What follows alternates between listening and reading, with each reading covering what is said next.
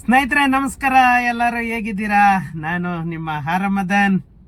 Friends, ಎಲ್ಲರೂ ಚೆನ್ನಾಗಿದ್ದೀರಾ ಅಂದ್ಕೊಳ್ತೇನೆ. ಮತ್ತೆ ಇವತ್ತು ಒಂದು ತುಂಬಾನೇ ಮುಖ್ಯವಾದ ವಿಷಯದ ಬಗ್ಗೆ ಮಾತಾಡೋಣ ಅಂತ ಈ ವಿಡಿಯೋ ಮಾಡ್ತಾ ಇದ್ದೇನೆ. ಅದಕ್ಕಿಂತ ಮುಂಚೆ ನನ್ನ ಚಾನಲ್ ಅನ್ನ ಇನ್ನು ಯಾರೆಲ್ಲ ಸಬ್ಸ್ಕ್ರೈಬ್ ಮಾಡ್ಕೊಂಡಿಲ್ಲ, ಪ್ಲೀಸ್ ಸಬ್ಸ್ಕ್ರೈಬ್ ಮಾಡ್ಕೊಳ್ಳಿ. ಹಾಗೇನೆ ನನ್ನ ವಿಡಿಯೋಸ್ ಅನ್ನ ಶೇರ್ ಮಾಡೋ ಮುಖಾಂತರ ನನಗೆ ಸಪೋರ್ಟ್ ಮಾಡಿ ಅಂತ ಹೇಳ್ತಾ ಇವತ್ತಿನ ವಿಡಿಯೋಗೆ ಎಂಟರ್ ಆಗೋಣ. ಫ್ರೆಂಡ್ಸ್, ಒಂದು ನಮ್ಮ ಕರ್ನಾಟಕ ಸರ್ಕಾರದಲ್ಲಿ ಏನೆಲ್ಲ ಬೆಳವಣಿಗೆಗಳಾಗ್ತಾ ಇದೆ ಪ್ರತಿದಿನ ನೀವೇ ನೋಡ್ತಾ ಇದ್ದೀರಾ. ಯಾಕಂತ ಅಂದ್ರೆ ಪ್ರತಿದಿನ ಒಂದೊಂದು ಡೆವಲಪ್ಮೆಂಟ್ ಅನ್ನೋದು ಆಗಿರುತ್ತೆ. ಇವತ್ತು ಇದ್ದ ರೂಲ್ಸ್ ಅಂಡ್ ರೆಗ್ಯುಲೇಷನ್ ನಾಳೆ ಇರುತ್ತೋ ಇಲ್ವೋ ಗೊತ್ತಿಲ್ಲ. ಇವತ್ತೇ ಒಂದು ರೂಲ್ಸ್ ಮಾಡಿರ್ತಾರೆ, ನಾಳೆ ಅದನ್ನ ಬ್ರೇಕ್ ಮಾಡಿರ್ತಾರೆ. ಈ ತರ ದಿನ ಬೆಳಗಾಯ್ತು ಅಂತಂದ್ರೆ ಒಂದೊಂದು ಚೇಂಜಸ್ ಅನ್ನೋದು ನಡೀತಾನೆ ಇದೆ.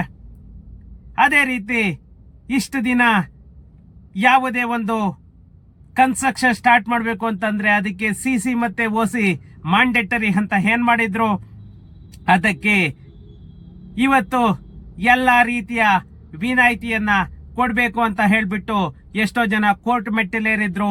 ಅದಕ್ಕೆ ಪ್ರತಿಫಲವಾಗಿ ಇವಾಗ ನಮ್ಮ ಕರ್ನಾಟಕ ಸರ್ಕಾರದಿಂದ ಒಂದಿಷ್ಟು ಕಂಡೀಷನ್ ಮೇಲೆ ಅದಕ್ಕೆ ವಿನಾಯಿತಿಯನ್ನ ಕೊಡೋದಕ್ಕೆ ಸರ್ಕಾರ ಎಲ್ಲ ರೀತಿಯಲ್ಲೂ ಒಂದು ಒಪ್ಪಿಗೆಯನ್ನ ನೀಡಿದೆ. ಏನಂತ ಅಂದ್ರೆ ಯಾವುದೇ ಒಂದು ಪ್ರಾಪರ್ಟಿಯನ್ನ ನಾವು ಇವತ್ತು ಕನ್ಸ್ಟ್ರಕ್ಷನ್ ಶುರು ಮಾಡಬೇಕು ಅಂತಂದ್ರೆ ಪ್ಲಾನ್ ಅಪ್ರೂವಲ್ ವಿತ್ ಸಿಸಿ ಮತ್ತೆ ಓಸಿ ಮಸ್ಟ್ ಅಂಡ್ ಶುಡ್ ಅನ್ನೋದು ಒಂದು ರೂಲ್ಸ್ ಇತ್ತು. ಅದಕ್ಕೆ ಇವತ್ತು ಕರ್ನಾಟಕ ಸರ್ಕಾರ ರಿಲೀಫ್ ಅನ್ನ ಕೊಟ್ಟಿದೆ. ಅದು ಹೇಗೆ ಅಂತಂದ್ರೆ ನಮ್ಮ ಕರ್ನಾಟಕದ ಆಸ್ತಿದಾರರಿಗೆ ನಮ್ಮ ರಾಜ್ಯ ಸರ್ಕಾರದಿಂದ ಒಂದು ಮಹತ್ವದ ಗುಡ್ ನ್ಯೂಸ್ ಅಂತಲೇನೆ ಹೇಳಬೇಕು. ಯಾಕಂತ ಅಂದ್ರೆ ಕರ್ನಾಟಕದಲ್ಲಿ ಮನೆಗಳ ನಿರ್ಮಾಣದಲ್ಲಿ ಭಾರಿ ಗೊಂದಲವನ್ನ ಉಂಟು ಮಾಡಿತ್ತು ಈ ಸಿಸಿಒಸಿ. ಅದರಲ್ಲೂ ಮುಖ್ಯವಾಗಿ 30-40 ಮನೆಗಳ ನಿರ್ಮಾಣದ ವಿಚಾರದಲ್ಲಿ ಆಸ್ತಿದಾರರು ತುಂಬಾನೇ ಒಂದು ಸಂಕಷ್ಟಕ್ಕೆ ಒಳಗಾಗಿದ್ರು ಅಂತ ಹೇಳಿದ್ರೆ ತಪ್ಪಾಗಲಾರದು. ಏನಂತ ಅಂದ್ರೆ ನಮ್ಮ ಕರ್ನಾಟಕ ಸರ್ಕಾರ ಈ ಸಿಸಿಒಸಿ ಅನ್ನೋದು ಮ್ಯಾಂಡೇಟರಿ ಮಾಡಿ ಜನಗಳನ್ನ ಒಂದು ನೆಮ್ಮದಿಯನ್ನ ಕೆಡಿಸಿತ್ತು ಅಂತಲೇ ಹೇಳ್ಬೇಕು. ಆದರೆ ಇವಾಗ ರಾಜ್ಯ ಸರ್ಕಾರ ಒಂದು ಗುಡ್ ನ್ಯೂಸ್ ಅನ್ನ ಕೊಟ್ಟಿದೆ. ಏನಂತ ಅಂದ್ರೆ ಈ ಮೂಲಕ ಕಟ್ಟಡ ನಿರ್ಮಾಣದಾರರಿಗೆ ಏನು ಇಷ್ಟು ದಿನದಿಂದ ಒಂದು ಕೊರಗು ಅನ್ನೋದೊಂದಿತ್ತು, ಆ ಕೊರಗು ಗೊಂದಲಕ್ಕೆ ಒಂದು ಬ್ರೇಕ್ ಅನ್ನ ಬಿದ್ದಿದೆ ಅಂತಲೇ ಹೇಳಬೇಕು.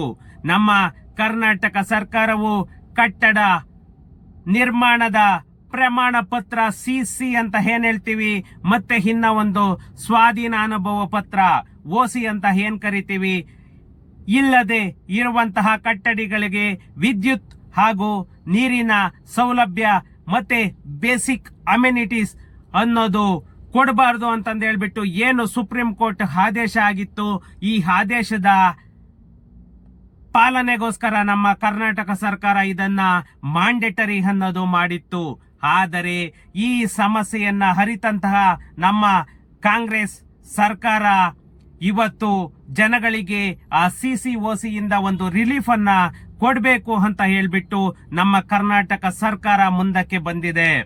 ಇದು ಸುಮಾರು ದಿನಗಳಿಂದ ಭಾರಿ ಗೊಂದಲವನ್ನೇ ಸೃಷ್ಟಿ ಮಾಡಿತ್ತು ಅಂತ ಅಂದ್ರೂ ಕೂಡ ತಪ್ಪಾಗಲಾರದು. ಅಲ್ಲದೆ ಇದೀಗ ಹೊಸ ಆದೇಶದಿಂದಾಗಿ ಮನೆ ಕಟ್ಟಲು ಅನುಮತಿಗಾಗಿ ಅಲೆದಾಡುವಂತಹ ಪರಿಸ್ಥಿತಿಯನ್ನ ತಪ್ಪಿಸುತ್ತದೆ ಅಂತಲೇನೆ ಹೇಳಬೇಕು. ಈ ನಮ್ಮ ಕರ್ನಾಟಕ ಸರ್ಕಾರದಲ್ಲಿ ಯಾವುದೇ ಒಂದು ನಿವೇಶನದ ಮಾಲೀಕರಿಗೆ ನಿಜವಾಗೂ ರಿಲೀಫ್ ಅನ್ನ ಸಿಕ್ಕಿದೆ ಅಂತಲೇನೆ ಹೇಳಬೇಕು.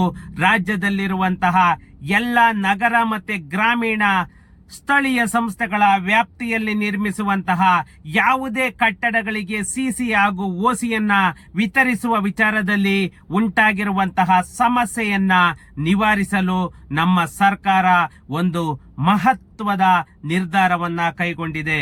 ಅದೇನಂತ ಅಂದ್ರೆ 1200 ಚದರ ಅಡಿ ವಿಸ್ತೀರ್ಣದವರೆಗಿನ ಕಟ್ಟಡಗಳಿಗೆ ಅಂತಂದ್ರೆ 2030, 2040, 3040 ಅಪ್ ಟು 1200 ಸ್ಕ್ವೇರ್ ಫೀಟ್ ಸೈಟ್ಗಳಿಗೆ ಏನು ಈ CCOCಯನ್ನ ಪಡೆಯುವುದರಿಂದ ವಿನಾಯಿತಿಯನ್ನ ನೀಡಲು ಕಾಯ್ದೆಗೆ ತಿದ್ದುಪಡಿ ತಂದು ನಿವೇಶನ ಮಾಲೀಕರ ಸಂಕಷ್ಟಕ್ಕೆ ಕೊನೆ ಹಾಡಲು ನಮ್ಮ ಕರ್ನಾಟಕ ಸರ್ಕಾರ ಒಂದು ನಿರ್ಧಾರವನ್ನ ಕೈಗೊಂಡಿದೆ. ರಾಜ್ಯದ ಏನು ನಮ್ಮ ಕರ್ನಾಟಕ ರಾಜ್ಯದ ಎಲ್ಲ ಒಂದು ನಿವೇಶನ ಮತ್ತೆ ಕಟ್ಟಡ ಮಾಲೀಕರಿಗೆ ನಿಜವಾಗೂ ಒಂದು ರಿಲೀಫ್ ಅಂತಲೇನೆ ಹೇಳಬೇಕು. ಯಾಕಂತಂದ್ರೆ ನಮ್ಮ ಕರ್ನಾಟಕ ರಾಜ್ಯದಲ್ಲಿರುವಂತಹ ಎಲ್ಲ ನಗರ ಮತ್ತೆ ಗ್ರಾಮೀಣ ಸ್ಥಳೀಯ ಸಂಸ್ಥೆಗಳ ವ್ಯಾಪ್ತಿಯಲ್ಲಿ ಇರುವಂತಹ ಅಥವಾ ನಿರ್ಮಾಣ ಆಗಲಿರುವ ಕಟ್ಟಡಗಳಿಗೆ ಈ ಪ್ರಾರಂಭಿಕ ಪ್ರಮಾಣ ಪತ್ರ ಅಂತ ಏನ್ ಹೇಳ್ತೀವಿ, CC ಮತ್ತೆ ಸ್ವಾಧೀನ ಅನುಭವ ಪತ್ರ OC ಅಂತ ಏನ್ ಹೇಳ್ತೀವಿ, ಈ ಎರಡು ಡಾಕ್ಯುಮೆಂಟ್ ಅನ್ನ ವಿತರಿಸುವ ವಿಚಾರದಲ್ಲಿ ಭಾರಿ ಚರ್ಚೆ ಕೂಡ ಆಗಿತ್ತು ಮತ್ತೆ ಗೊಂದಲ ಕೂಡ ಆಗಿತ್ತು. ಈ ವಿಚಾರವನ್ನ ಅರಿತು ನಿಜವಾಗೂ ನಮ್ಮ ಕರ್ನಾಟಕ ಸರ್ಕಾರ ಒಂದು ತುಂಬಾನೇ ಮುಖ್ಯವಾದಂತಹ ಡಿಸಿಷನ್ ತಗೊಂಡಿದೆ. ಯಾಕಂತ ಅಂದ್ರೆ ಈ ಕಟ್ಟಡಗಳನ್ನ ನಿರ್ಮಾಣ ಮಾಡೋದಕ್ಕೆ ನಿಜವಾಗೂ ಪ್ರತಿಯೊಬ್ಬ ಕಟ್ಟಡದ ಮಾಲೀಕರಿಗೂ ಇದು ಎಷ್ಟು ಉಪಯೋಗ ಆಗ್ತಾ ಇದೆ ಅಂತಂದ್ರೆ ಅದು ನಿಜವಾಗೂ ಇಮ್ಯಾಜಿನೇಷನ್ ಅಂತೂ ಇಲ್ಲ. ಯಾಕಂತಂದ್ರೆ ಎಷ್ಟೋ ಜನಗಳಿಗೆ ಇದು ಸಮಸ್ಯೆ ತಂದು ಸ್ಥಳೀಯ ಸಂಸ್ಥೆಗಳು ಕರೆಕ್ಟ್ ಆಗಿ ಸ್ಪಂದಿಸಲ್ಲ. ಅವರಿಗೆ ಆ ಡಾಕ್ಯುಮೆಂಟ್ ಎಲ್ಲಿ ತಗೋಬೇಕು, ಹೇಗೆ ತಗೋಬೇಕು ಅನ್ನೋದು ಕೂಡ ಪಾಪ ಎಷ್ಟೋ ಜನಕ್ಕೆ ಅದರ ಅರಿವು ಇರ್ಲಿಲ್ಲ.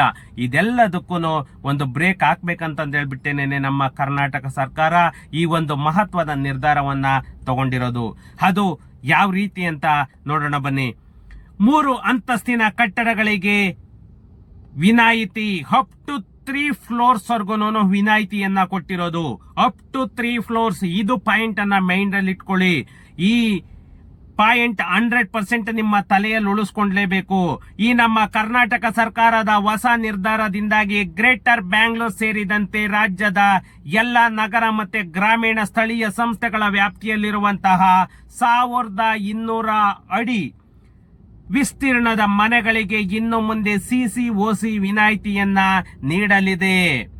ಇನ್ನು ಈ ವಿನಾಯಿತಿಯ ನೆಲ ಅಂತಸ್ತು ಗ್ರೌಂಡ್ ಫ್ಲೋರ್ ಮತ್ತೆ 2 ಮಹಡಿ ಗ್ರೌಂಡ್ +2 ಅಥವಾ ಸ್ಟಿಲ್ಟ್ ಏನ್ ಹೇಳ್ತೀವಿ, ಸೆಲ್ಲರ್ ಅಂತ ಏನ್ ತಗೊಳ್ತೀವಿ, ಸೆಲ್ಲರ್ ಏನಾದ್ರೂ ಅವರು ಪಾರ್ಕಿಂಗ್ ಗೆ ತಗೊಂಡ್ರೆ 3 ಅಂತಸ್ತಿನ ಕಟ್ಟಡಗಳಿಗೆ ಅವಕಾಶವನ್ನ ನೀಡಲಿದೆ. ಇದಕ್ಕೆ ಯಾವುದೇ CCOC ಏನು ಕೂಡ ಅವಶ್ಯಕತೆ ಇರಲ್ಲ. ಇದರ ಮೇಲ್ಪಟ್ಟು ನೀವು ಗ್ರೌಂಡ್ +3 ಗಿಂತ ಮೇಲೆ ಹೋದರೆ ಅದಕ್ಕೆ must and should plan approval CCOC ಬೇಕೇ ಬೇಕಾಗುತ್ತದೆ. ಇದನ್ನ ಮೈಂಡ್ ಅಲ್ಲಿ ಇಟ್ಕೊಳ್ಳಿ. Up to ground +2 and up to ground +3 ನೀವೇನಾದ್ರೂ ಸೆಲ್ಲರ್ ಸ್ಟಿಲ್ಟ್ ಅಂತ ಏನ್ ಹೇಳ್ತೀವಿ ಅದನ್ನ ಪಾರ್ಕಿಂಗ್ ಮಾಡಿದ್ರೆ ಗ್ರೌಂಡ್ +3 ಸಿಗುತ್ತೆ ನಿಮ್ಗೆ. ಏನಾದ್ರೂ ಬೇಸ್ಮೆಂಟ್ ಪಾರ್ಕಿಂಗ್ ಮಾಡಿದ್ರೆ ಗ್ರೌಂಡ್ +2 ನಿಮ್ಗೆ ಅಪ್ರೂವಲ್ ಸಿಗುತ್ತೆ. ಇದಕ್ಕೆ ನಿಮ್ಗೆ ಯಾವುದೇ CCOC ಅವಶ್ಯಕತೆ ಇಲ್ಲ. ನಿಮ್ಗೆ 100% ಬೇಸಿಕ್ ಕಮ್ಯುನಿಟೀಸ್ ನಮ್ಮ ಕರ್ನಾಟಕ ಸರ್ಕಾರದಿಂದ ನೀಡಲಿದ್ದಾರೆ. ಇದಕ್ಕೆ ಯಾವುದೇ CCOC ಅವಶ್ಯಕತೆ ಇಲ್ಲ. ಅದರ ಮೇಲೆ ಗ್ರೌಂಡ್ +3 ಮೇಲೆ ಏನಾದ್ರೂ ಹೋದರೆ ಅದಕ್ಕೆ ಮ್ಯಾಂಡೇಟರಿ ಮಸ್ಟ್ ಅಂಡ್ ಶುಡ್ ನೀವು CCOC ಯನ್ನ ತಗೊಂಡ್ಲೇಬೇಕು. ಇದನ್ನ ಅರ್ಥ ಮಾಡ್ಕೊಂಡು ನೀವು ಬಿಲ್ಡಿಂಗ್ ಅಪ್ರೂವಲ್ ಅನ್ನ ಪ್ಲಾನ್ ಅಪ್ರೂವಲ್ ಅನ್ನ ತಗೋಬೇಕಾದ್ರೆ ನೀವು ಅದನ್ನ ಮೈಂಡ್ ಅಲ್ಲಿ ಇಟ್ಕೊಂಡು ನೀವು ಪ್ಲಾನ್ ಮಾಡಿಸಿ.